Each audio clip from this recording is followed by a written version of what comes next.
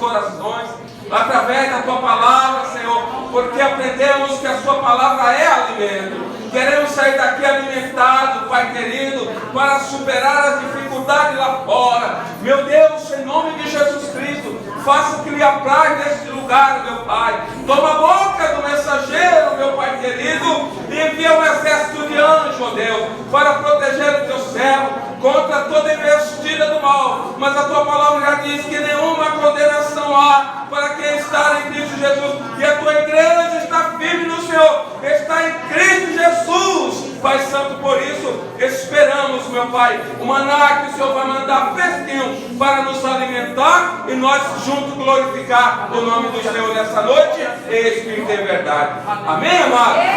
Então aplauda o Senhor nessa noite em nome de Jesus.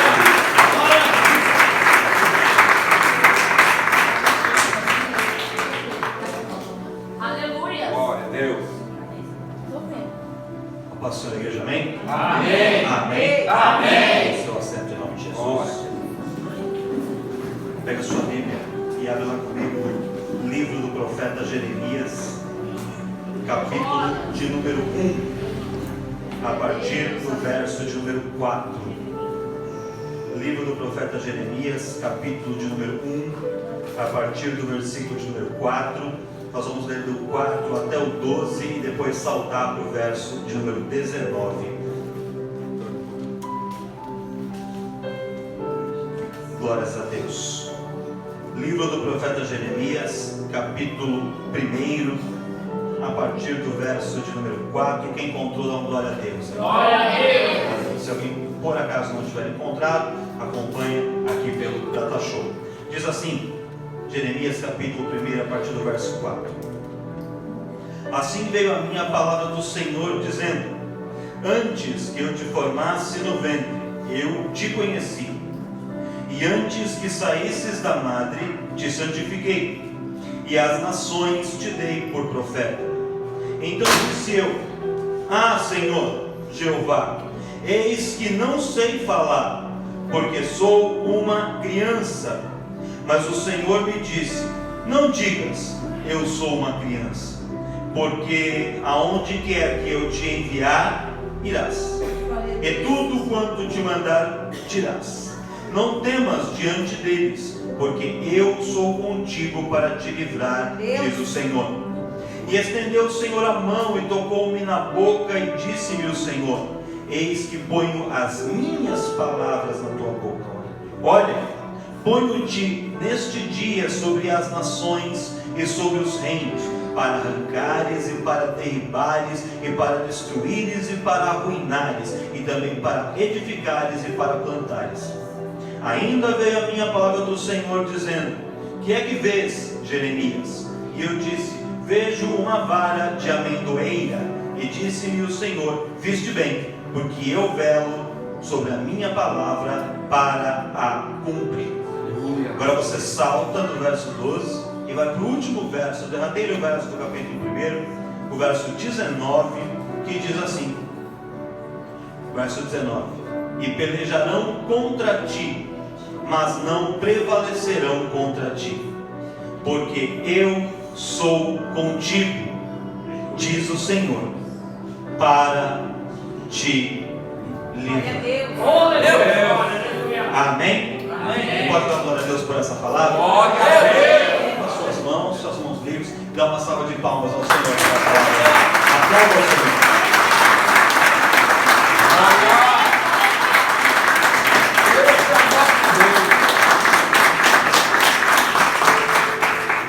Glórias a Deus.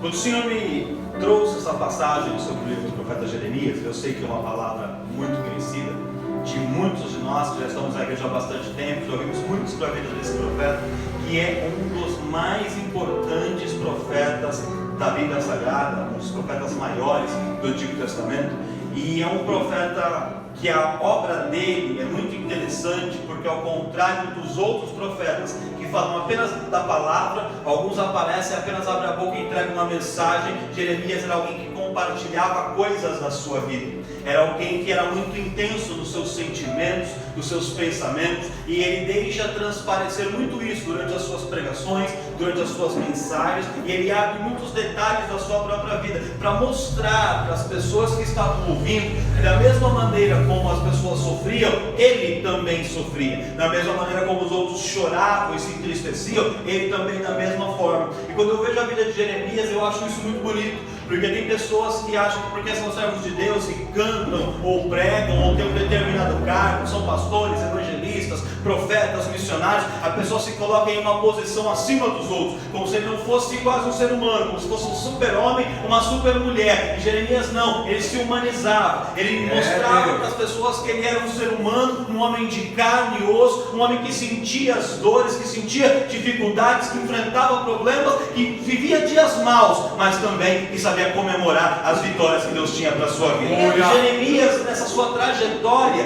ele recebe de Deus uma incumbência muito grande, uma missão muito difícil, e essa missão de Jeremias já é entregue para ele e mostrada para ele logo no início da sua chamada, que é no capítulo 1 que nós lemos aqui. E quando nós temos o capítulo 1 de Jeremias, ele é o capítulo mais conhecido. Aliás, a chamada de Jeremias é até mais conhecida do que as profecias que ele pregou, do que as profecias que ele lançou. Por quê? Porque nós olhamos o capítulo 1 de Jeremias, nós nos identificamos muito com ele. Quando Deus chama Jeremias aqui no capítulo 1, nós não lemos o capítulo todo em razão do tempo, mas se você ver o primeiro versículo, você vai ver que Jeremias vinha de uma cidade chamada Anatote. E esta cidade era uma cidade levítica, onde moravam ali sacerdotes. Então o pai de Jeremias, o seu avô, o seu bisavô, a sua ascendência era formada por sacerdotes. E Jeremias, na sua infância e no início da sua juventude, ele começa a tomar contato com os trabalhos do templo, com o ofício, com as ferramentas, como funcionava o sacrifício, como se devia orar. Ele tomou conhecimento da palavra e ele foi ali andando, dando seus primeiros passos na fé, aprendendo os serviços mais operacionais. Jeremias aprendeu como fazer, ele aprendeu a ficar na porta do templo, ele aprendeu a regular o som, ele aprendeu a cantar, ensaiar junto com os jovens, ele aprendeu a sentar no púlpito e ficar sentado ouvindo, aprendeu a pegar o microfone, a ministrar oferta, a convidar alguém para orar, a fazer ele a oração, a em algum outro momento dirigir o culto, depois a pregar. Ele vai passando por vários estágios, e eu acho lindo isso, porque tem pessoas, irmãos, que acham que chega na igreja e é só chegar, pegar o microfone aqui e ele já sai pregando no dia seguinte, e é muito fácil. Só que quando você realmente serve a Deus, você entende que não há trabalhos maiores, não há trabalhos menores, não há trabalhos mais importantes ou menos importantes. Aonde Deus te chamou para servir, sirva. O que Deus te mandou fazer, faça. O que Ele te pedir para colocar na tua mão como responsabilidade, cumpra essa responsabilidade, porque quando você faz aquilo que Deus te chamou para fazer, você está exercendo o ministério dele na sua vida e vivendo a plenitude do que ele tem para você. As pessoas podem olhar para você e dizer que essa tarefa, isso que você faz, ficar aí na porta não tem valor, ficar no som, imagina, isso não tem importância, cuidar das crianças do departamento infantil é algo pequeno, mas Deus manda dizer assim: aquele que é fiel no pouco, sobre o muito eu colocarei. Aquele que aprende a servir, aquele que aprende a obedecer, aquele que aprende a sentar e ouvir, aquele que aprende a ficar na porta recebendo, um dia ele vai ser recebido quando ele entrar e o Senhor chamar. E se Deus não te coloca nunca em cima do púlpito e você ficar a vida toda na porta, sirva com alegria na porta, porque ali na porta Deus também tem obra, Deus também faz, Deus também honra, Deus também usa, Ele também trabalha. Jeremias, ele vai galgando degraus na vida espiritual, ele vai subindo, e não demorou muito tempo na vida dele, foi breve. Ainda ele era um jovem, alguns escritores deduzem que ele tinha, nesta passagem do capítulo que a gente leu, entre 20 e 24 anos. A vida adulta em Israel era a partir dos 21 anos. Então ele estava ali no finalzinho da adolescência, começo da vida adulta. E nessa época, Deus fala com Jeremias. E é interessante, irmãos, que quando a gente vê a chamada, por exemplo, do profeta Ezequiel, ele vê um serafim, ele vê um monte de coisa. Aí você vê o profeta Ezequiel também, uma visão de um monte de anjos. Com Jeremias não foi assim. Deus não teve visões espetaculares com Jeremias.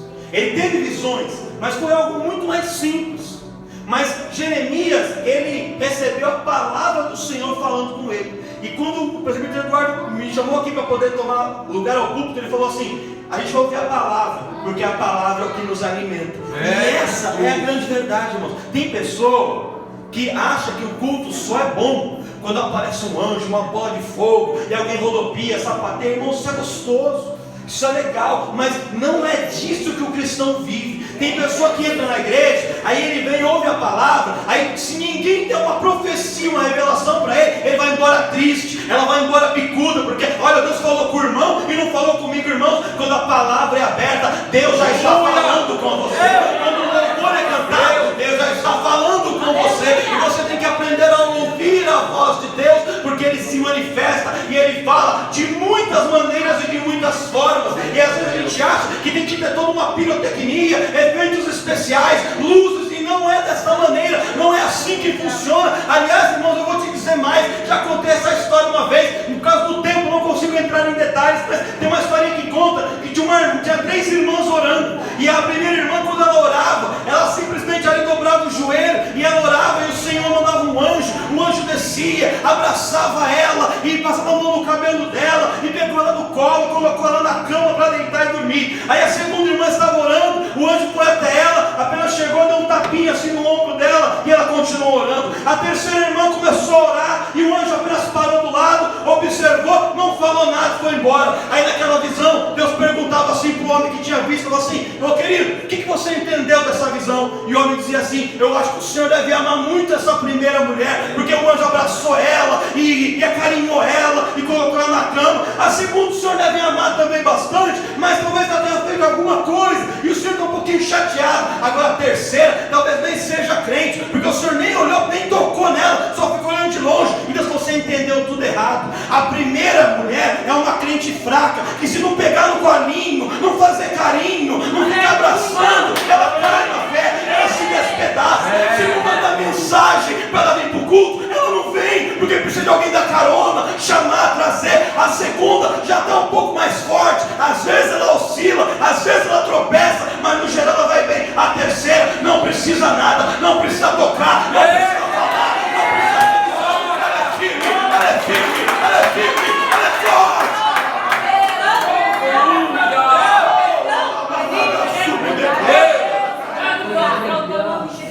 Cutuca esse crente do céu, cola as 3 irmãs de você. Ah, Jesus. Oh, aleluia! Glória a Deus! Não precisa de muita pirotecnia, não precisa. A palavra do Senhor falou com ele, e isto basta. Ai, Jesus! Deus fala: Jeremias, antes que você saísse do ventre da sua mãe, Glória a Deus! eu te conheci. Antes de qualquer coisa, irmão. Antes de tudo. Você pode lembrar de vários fatos negativos na sua vida, que na sua cabeça te impedem de servir a Deus.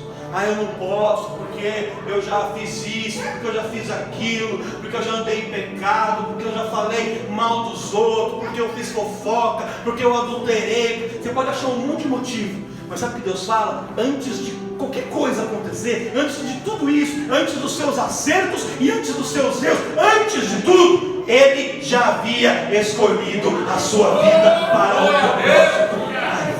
Antes que você sequer saísse do ventre da sua mãe, Deus já tinha escolhido a sua vida, já tinha te apontado para você e dito assim: é essa que eu escolhi para fazer a diferença. E Deus escolhe Jeremias. E Jeremias, quando é escolhido, irmãos, ele tem atitude, as 2 atitudes que Deus mais gosta de ver em um escolhido na presença dele. 2. A primeira, ele não se sentia preparado ou digno. Quando Deus chama alguém e fala: fulano, você vem? Não, deixa comigo, Deus. Aliás, Jesus, vou te falar uma coisa: se o senhor nem quiser ir no culto, nem precisa ir, porque se eu for, já tá bom. Meu Deus! Ó Espírito Santo, nem precisa aparecer lá, eu já estou. E se eu estou, já é o suficiente. Quem acha que está muito pronto, quem acha que sabe muito, que conhece muito, que domina muito, esse Deus olha com... Meu Deus! Quando Deus olha alguém orgulhoso assim, ele fala, estou lembrando de alguém. Lembrei. Lúcifer. Meu Deus. O pecado de Lúcifer foi o orgulho. Era achar que o céu seria menos interessante se ele não estivesse lá. Que Deus seria menos pleno se ele não louvasse e exaltasse. Porque era o louvor dele que mantinha Deus alegre. Ele achava que ele era alguém na fila do pão. E aí Deus derriba ele, joga ele no abismo. Sabe o que ele faz? Ele fala, eu vou criar uma outra criatura com as minhas próprias mãos para mostrar que eu não preciso de você, Satanás. Eu vou formar um povo que vai ter a minha essência. E esse povo vai me adorar. E ele vai me adorar quando está quente, quando está calor. E também numa noite fria de final de inverno. Eles vão sair de casa, vão ir até a igreja. Numa quinta-feira que antecede congresso, que vai ter culto no sábado, no domingo. Mesmo assim, eles vão comparecer lá, vão chegar lá com blusa, com casaco, cachecol. Mas quando abrir a boca, eles vão me adorar em espírito e em verdade. Eu não dependo de você, Satanás. Eu não dependo de ninguém. Eu crio com as minhas próprias mãos tudo aquilo que eu quero. Quando eu digo para o sol aparecer, ele aparece. Quando eu digo para o mar se calar, ele se cala. Porque Deus tem controle de todas as coisas. A primeira coisa que Deus ama quando Ele chama alguém é a pessoa olhar para si mesmo e reconhecer as suas deficiências. Reconhecer que ele não está pronto, que ela não está pronta. Mas sabe qual é a segunda coisa? É mesmo sem estar pronto, é mesmo sem saber tudo, é mesmo sem ser o cara, ainda assim eu vou. Porque tem pessoas, irmãos, que não se sentem prontos e falam, ai, não vai, me chama não, ai, me deixa aqui, ai, eu não quero ir, ai, eu não sei falar. Diga para você, eu não sei falar. Ele falou, mas eu sou contigo. Então eu vou. Glória a Deus. Isaías falou, Senhor, eu não sou um homem de lábios impuros, que habita no meio do povo de impuros lábios. Deus falou, e aí, Isaías, vou tocar você com uma tenaz aqui, com uma brasa de fogo tirada do altar. Aí toca nos lábios dele e fala, Senhor, eis-me aqui, envia-me a mim. Quando o homem de Deus, a mulher de Deus é chamado, você não tem que se achar preparado, mas mesmo sem estar preparado, vá e faça o seu. Glória a Deus. Glória a Deus. Glória a Deus. Jeremias aceita o chamado de Deus. E aí Deus começa a mostrar para ele aquilo que ele tinha como projeto para a vida. Deus dá uma visão para Jeremias. Ele dá duas visões, mas a gente só leu uma, então só vou falar de uma. A primeira visão que Deus dá para Jeremias, fala assim, o que você vê, Jeremias? Ele fala, eu vejo uma vara de amendoeira. E o que é a vara de amendoeira? Essa visão de Jeremias tem uma representação espiritual, uma simbologia espiritual muito grande para nós. A amendoeira, irmãos, é uma árvore que em Israel ela é conhecida como a sentinela ou a vigilante. A tradução da palavra que a gente chama como amendoeira aqui, lá eles traduzem como árvore sentinela ou árvore vigilante. Por quê? Porque quando acaba a estação do inverno, o inverno está acabando, ali na época desde o final de janeiro, está acabando o inverno, a amendoeira é a primeira árvore que desperta do frio do inverno e ela começa a florescer. E depois que ela floresce, ela gera os seus frutos. E os seus frutos vão ficar maduros só lá na frente. Mas ela já começa a florescer e a frutificar antes de todas as outras. Como avisando, o inverno já acabou. Está chegando o tempo de florescer. Quando alguém queria saber quando terminava a estação, se estava na época de plantar, se estava na época das plantas começaram a produzir o fruto, eles olhavam e buscavam as amendoeiras. Quando uma amendoeira no inverno começava a dar as flores, era uma indicação de que estava trocando a estação, de que a estação do tempo frio tinha acabado e iria começar uma nova estação. Quando Deus mostra para Jeremias uma vara de amendoeira, Deus diz assim para Jeremias, assim como esta árvore é símbolo de uma sentinela e ela indica uma mudança de estação, eu sou da mesma maneira. Eu sou aquele que não dorme, eu sou aquele que não tosqueneja, eu estou de olho, eu estou observando, e quando eu lanço uma palavra, eu vou cumprir esta palavra. Hoje pode ser tempo de inverno, hoje pode ser tempo de frio, hoje pode ser tempo de perda, hoje pode ser tempo de choro, mas você vai ver que eu, Senhor, vou apontar para você, vou indicar para você,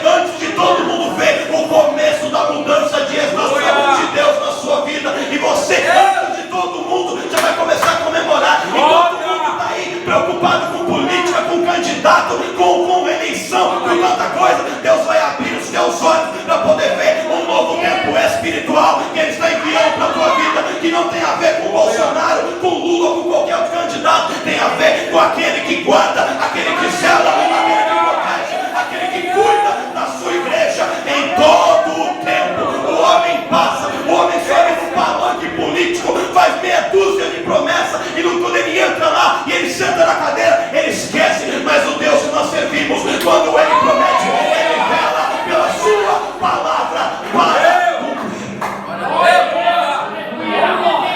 Ele cumpre a manada.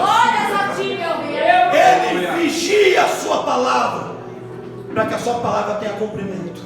Quando você entra num templo como esse e uma palavra é lançada de cima desse altar, ou você vem aqui na frente, como nós faremos no final do culto, e alguém ora, impõe as mãos sobre você e uma palavra é lançada sobre a sua vida, você pode até esquecer dessa palavra, mas o Deus que emitiu essa palavra, Ele vai velar, Ele vai cuidar, Ele vai zelar para cumprir essa palavra sobre a sua vida. E quando Ele cumprir, você vai se lembrar daquele Deus que te prometeu e vai dizer assim: realmente, eu não tinha entendido, eu nem lembrava mais, mas o Senhor se lembrou da promessa que Ele tinha na minha vida.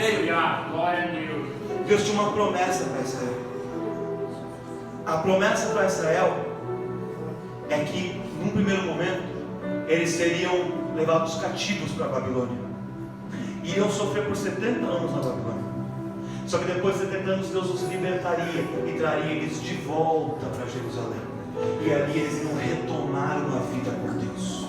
Talvez não fosse essa promessa que o povo quisesse ouvir, porque ninguém quer ouvir falar do sofrimento, da prova, do choro, da luta no primeiro momento. Mas Deus está dizendo para eles: assim como vai haver um tempo de inverno, e eu estou observando vocês nesse inverno, o tempo do inverno vai acabar e eu vou anunciar a chegada da primavera, o tempo de frutificação sobre a vida de cada um de vocês. E eu, Senhor, estou velando por essa palavra. Glória a Deus. Assim é na vida de cada um que está aqui. Talvez hoje você está no tempo de inverno, chorando, triste, ali preocupado com as contas para pagar, com os compromissos, mas o tempo da primavera vai chegar na sua vida. E o Deus que te prometeu, Ele é fiel para cumprir. É verdade. Eu vou encerrar aqui dizendo o versículo 19, que está até ali na tela. Irmãos, nunca pense que ser chamado para servir a Deus é um parque de diversões, que é uma vida simples. Não é. Quando a gente sai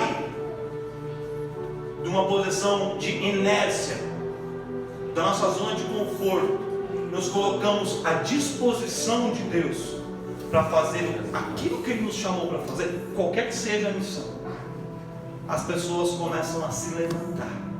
Mas as pessoas se levantam porque estas pessoas não são elas estão sendo instrumentos do nosso adversário. Porque no reino espiritual começam os levantes contra a nossa vida. E aí tem pessoa que não entende e fala assim: mas quando eu estava no mundo, estava tudo mais fácil. Antes de eu vir na igreja, ou quando eu vinha só e visitava, mas eu não estava assim no ministério, não tinha entrado para o grupo das irmãs ainda, não tinha me preocupado com o congresso, eu nem fazia parte dos varões ainda, eu não era obreiro, as coisas estavam mais fáceis. Mas desde que de fato eu me engajei, desde que de fato eu entrei ali, eu vesti a camisa de fato, as coisas começaram a ficar mais difíceis, a luta ficou mais travada. Dentro da minha casa, os levantes são grandes. Olha ali na minha empresa, as pessoas me perseguem, na rua as pessoas me afrontam, eu estou no trânsito tranquilo, aparece lá um enviado do capeta para tentar me tirar minha paz, e é no mercado, é em todo lugar, e as coisas é uma enfermidade que aparece, e são tantas situações para tentar ali me tirar da presença do Senhor, me entristecer, para fazer me desviar. Mas aí vem essa palavra que Deus disse para Jeremias, que Ele diz para mim, e Ele diz para você: irmão, irmã, tenha certeza de uma coisa, as pessoas vão se levantar e vão pelejar, vão lutar contra você, vão tentar te parar, vão tentar te abater, vão tentar te entristecer, vão levantar falso testemunho, eles pelejarão contra ti, mas eles não prevalecerão contra ti, eles não vão vencer, eles não vão triunfar. Por quê, pastor? Porque eu sou bom, porque eu sou forte? Não, porque o Senhor, Ele é contigo, Ele é contigo para te livrar. Deus é contigo. Se você se converteu, veio para uma igreja achando que tudo ia ficar tranquilo, agora sossegado, você está bem equivocado, está no lugar errado. na presença do Senhor nós temos batalhas. E essa é a notícia ruim. Mas a notícia boa é que em todas essas batalhas, Deus vai na frente. E você a vitória. Na presença de Deus, de mãos dadas com Jesus, nós somos mais do que vencedores. Em todas as áreas da nossa vida. Na área profissional, na família, na área espiritual, os seus projetos pessoais, em tudo. Quando nós adoramos a Deus e servimos a Deus. Porque veja, irmãos, Jeremias era filho de um sacerdote. Ele podia ter falado assim: vou também seguir a linhagem sacerdotal, ficar aqui dentro do templo, jogando a sorte uma vez ao ano. Se eu der sorte, eu vou entrar no templo oferecer sacrifício. Se não der, eu só vou ficar aqui recebendo o meu salário, sentado de boa. Quando eles trazem ali o sacrifício, uma parte era repartida e ficava para o sacerdote. Eu tenho comida de graça, eu tenho casa de graça, não precisava trabalhar secularmente, a minha vida estava tranquila. Então eu poderia viver essa vida tranquilamente, mas Deus chamou ele para outra coisa. Deus tira ele da zona de conforto. E Jeremias aceita a responsabilidade e aceita servir a Deus, mesmo que para isso ele tivesse que chorar em muitos momentos, sim, mesmo que momentos de dificuldade tiveram, sim, pessoas levantaram contra ele, muitas vezes, até dentro de uma cisterna, mas em todas as situações, Deus pelejou a favor dele e o livrou. E hoje nós estamos aqui falando de Jeremias como um dos grandes heróis da fé, e só é herói quem luta e vence. E assim é na minha, e assim é na sua vida. Tem luta? Tem, mas tem vitória da parte de Deus. Acredita nisso? Dá uma salva de palmas para o Senhor.